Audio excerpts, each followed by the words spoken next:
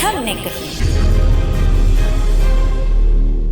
स्वागत है आपका डिजायर न्यूज के G20 समिट के इस स्पेशल एपिसोड में।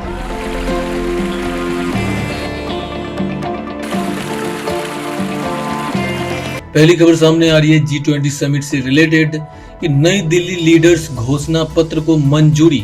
G20 समिट में भारत को बड़ी कामयाबी, 10 पॉइंट में समझे इसके मायने। देश की राजधानी नई दिल्ली में G20 समिट जारी है। इसी बीच दोपहर बाद पीएम मोदी ने खुद इस बात की जानकारी दी। नई दिल्ली G20 लीडर्स घोषणा पत्र पर सभी देशों की सहमति बन गई है।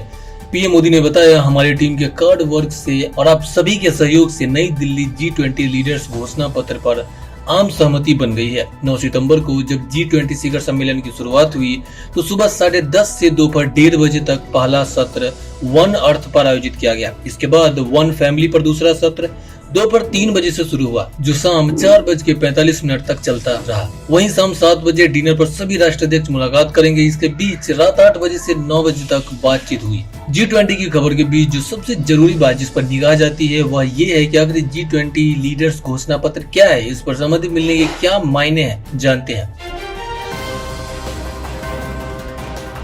पीएम मोदी ने कहा कि एक अच्छी खबर मिली है, हमारी टीम की कड़ी मेहनत और सभी के सहयोग से नई दिल्ली G20 नेतृत्व घोषणा पत्र पर सहमति बन गई है। मैं यह घोषणा करना चाहता हूं कि नई दिल्ली G20 नेताओं के शिखर सम्मेलन की घोषणा पर आम सहमति बन गई है। मैं घोषणा करता हूं कि इस घोषणा को स्वीकार कर लिया गया है। मैं इसे अपनाए जाने का ऐलान करता हूं। इस अवसर पर मैं अपने शेरपा मंत्रियों को बधाई देता हूं, जिन्होंने इसके लिए बड़ी मेहनत की और इसे संभव बनाया। नई दिल्ली घोषणा पत्र में क्या है? पहला पॉइंट, मजबूत, टिकाऊ, संतुलित और समावेशी विकास। दूसरा, SDG पर प्रगति में तेजी लाना। तीसरा, सतत भविष्य के लिए हरित विकास समझौता। चौथा, 21वीं सदी के लिए बहुपक्षीय संस्थान। पांचवा, तकनीकी परिवर्तन और डिजिटल सार्वजनिक बुनियादी ढांचा। छठा पॉइंट है इंटरनेशनल टैक्सेशन। सातवां, लैंगिक समानता और सभी महिलाओं और लड़कियों को सशक्त बनाना।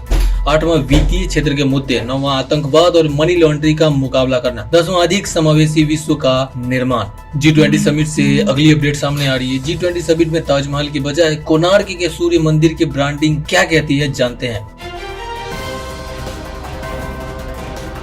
G20 समिट में हिस्सा लेने आए विश्व के तमाम बड़े नेता का प्रधानमंत्री नरेंद्र मोदी ने भारत मंडपम में स्वागत किया। जिस समय प्रधानमंत्री नरेंद्र मोदी विश्व के अलग अलग नेताओं से हाथ मिलाकर उनका स्वागत कर रहे थे, उस वक्त पूरे देश की निगाहें जिस पर रुकी वो उड़ीसा के विश्व प्रसिद्ध कोणार्क सूर्य मंदिर का चक्र था। इंटरनेट पर जो तस्वीरें और वीडियो आए हैं उनमें भारतीय प्रधानमंत्री नरेंद्र मोदी को अमेरिकी राष्ट्रपति जो बाइडेन को कोणार्क सूर्य मंदिर का ऐतिहासिक सांस्कृतिक महत्व समझाते हुए देखा जा सकता है। प्रधानमंत्री नरेंद्र मोदी का सुधार देश के उन नेताओं में है जो अक्सर ही लीक से हटकर काम करते हैं और ऐसा बहुत कुछ कर देते हैं जो सुर्खियों में अपने आप ही आ जाता है। G20 समिट में कोणार्क सूर्य मंदिर के चक्र को दिखाने का मामला भी कुछ ऐसा ही है। ध्यान रहे, पूर्व में ऐसे तमाम मौके आए हैं जब किसी पर्यटन स्थल की ब्रांडिंग के नाम पर हमारे नेता ताजमहल को कैश करते थे। G20 समिट से अगली अपडेट सामने आ रही है। भारत में G20 शिखर सम्मेलन का आगाज हो चुका है। 9 और 10 सितंबर यानी 2 दिनों तक बैठकों का दौर चलेगा। पीएम नरेंद्र मोदी की अध्यक्षता में हुई पहले सत्र की बैठक की शुरुआत पीएम मोदी के संबोधन के साथ हुई।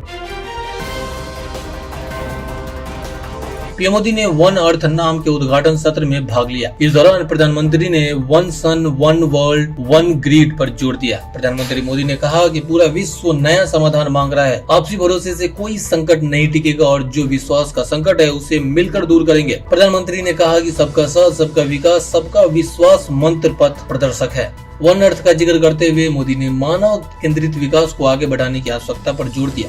उन्होंने कहा कि इस पर भारतीय संस्कृति ने हमेशा जोर दिया है। उन्होंने कहा यह एक ब्रह्मांड की भावना पर आधारित है जिसके तहत भारत ने LIFE मिशन जैसी पहल पर काम किया है। अंतर्राष्ट्रीय बाजरा वर्ष पर जोर दिया है। ग्रीन ग्रिड पहल शुरू की है। वन सन, वन वर्ल्ड, वन ग्रिड और सौर ऊर्जा का उपयोग, प्राकृतिक खेती और राष्ट्रीय हरित हाइड्रोजन मिशन को प्रोत्साहित किया। प्रधानमंत्री ने कहा भारत आस्था, अध्यात्म और परंपराओं की डाइवर्सिटी की भूमि है। दुनिया के अनेक बड़े धर्मों ने यहाँ जन्म लिया है। दुनिया के हर धर्म ने यहाँ सम्मान पाया है। मदर ऑफ डेमोक्रेसी के रूप में संवाद और लोकतांत्रिक विचारधारा पर अनंत काल से हमारा विश्वास अटूट है। पीएम मोदी ने दुनिया के सामने कुछ सुझाव रखते हुए कहा कि सबका प्रयास की भावना के साथ भारत के कुछ सुझाव भी हैं। उन्होंने कहा, समय की मांग है कि सभी देश फ्यूल ब्लेडिंग के क्षेत्र में साथ मिलकर काम करें। हमारा प्रस्ताव है कि पेट्रोल में इथेनॉल ब्लेडिंग को ग्लोबल स्तर पर 20% तक ले जाने के लिए इनिशिएटिव लिया जाए, या फिर ग्लोबल गुड के लिए हम कोई और ब्लेडिंग मिक्स निकालने पर काम करें जिससे एनर्जी सप्लाई बनी रहे और क्लाइमेट भी सुरक्षित रहे। इस संदर्भ में आज हम ग्लोबल बायोफ्यूल अलायंस लॉन्च कर रहे हैं। भारत आप सबको इससे जुड़ने के लिए आमंत्रित करता है।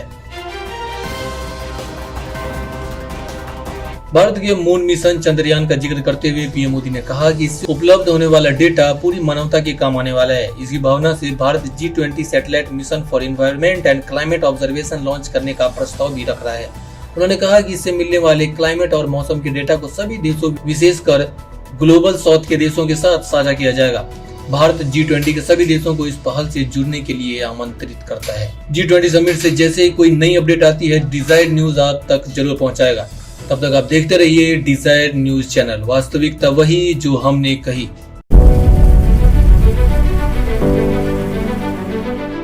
वसुधैव कुटुंबकम, यही संस्कार विश्व कल्याण का मार्ग प्रशस्त करते हैं। भारत और इंडोनेशिया 21वीं सदी में विकास के लिए एक दूसरे के साथ कंधे से कंधा मिलाकर काम कर रहे हैं।